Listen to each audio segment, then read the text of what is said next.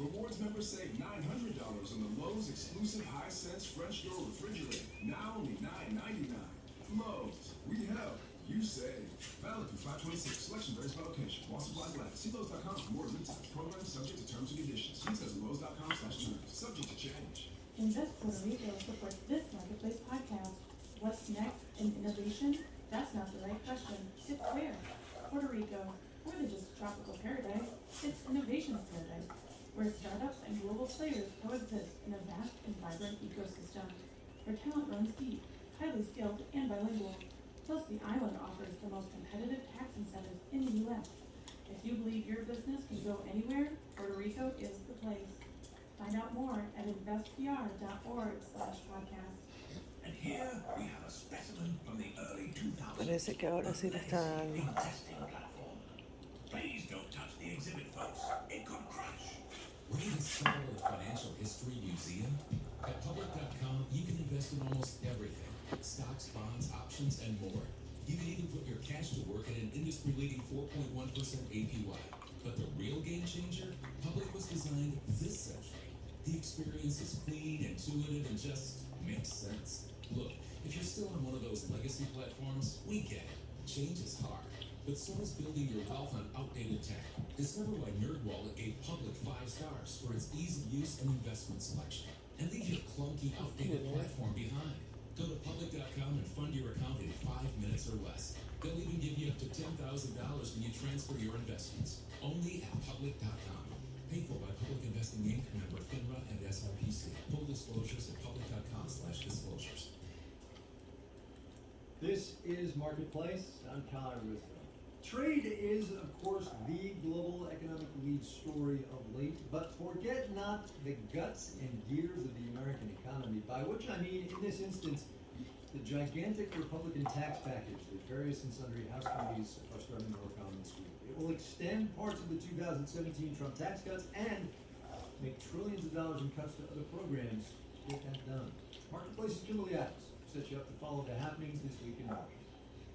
Lots of bills come up in Congress and go nowhere, but this GOP reconciliation bill is being specifically designed to pass without Democratic votes.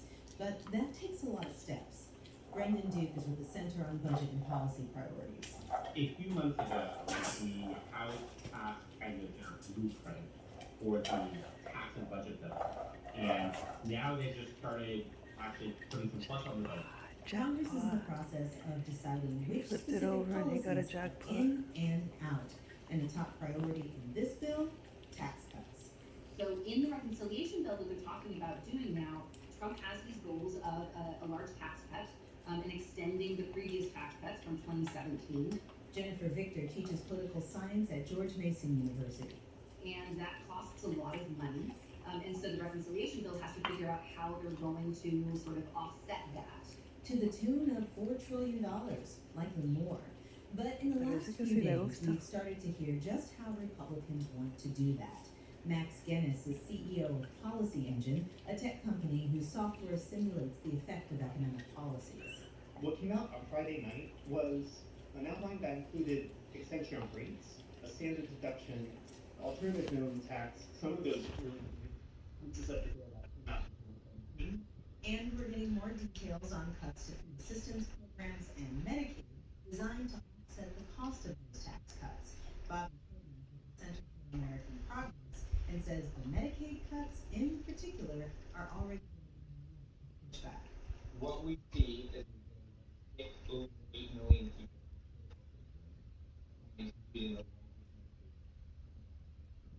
But this is still legislation, and lobbyists, advocacy groups, and voters will have to say before a final version.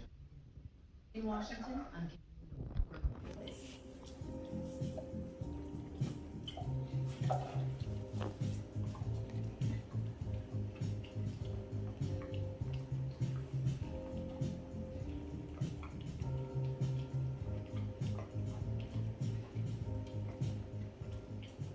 We do commodity prices on this program every now and then. Oil mostly, gold sometimes, soybeans almost never until today. Soybean futures on the Chicago Board of Trade today up 1.75% on that news of a partial thaw in the trade embargo with the number one customer for American commodities.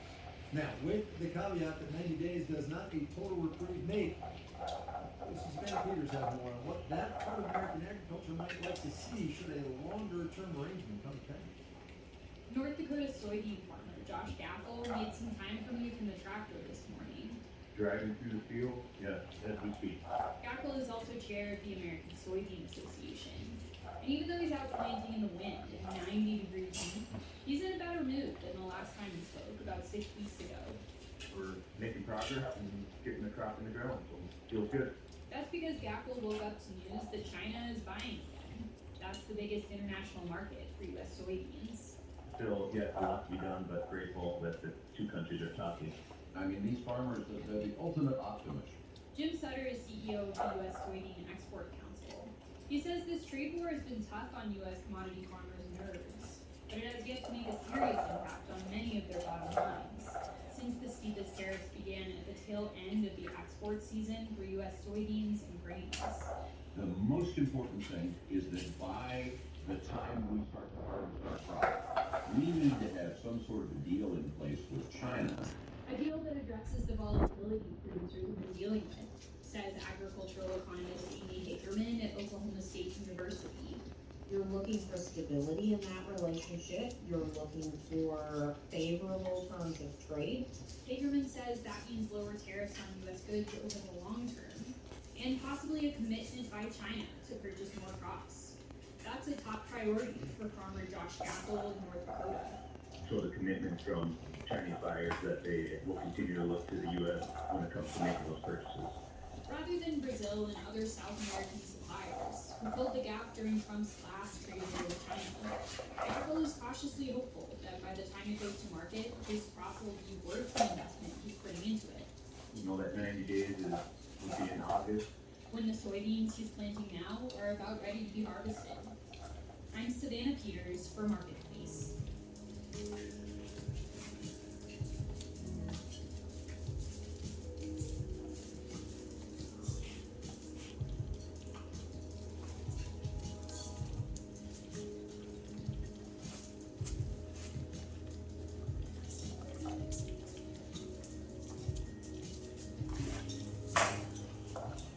Whatever the long-term fate of the Sino-American trading relationship turns out to be, the fact is that for the moment, damage has already been done. Case in point, data out of Beijing at the end of April showing both exports and manufacturing over there in general fell, was the biggest drop since the pandemic. And that slowdown's got some Chinese manufacturers trying something new, a more personal approach, if you will, using TikTok to sell directly to consumers overseas. Saiwei Chan had a story in the MIT Technology Review the other day. Thanks for coming on. Bueno, muy bien.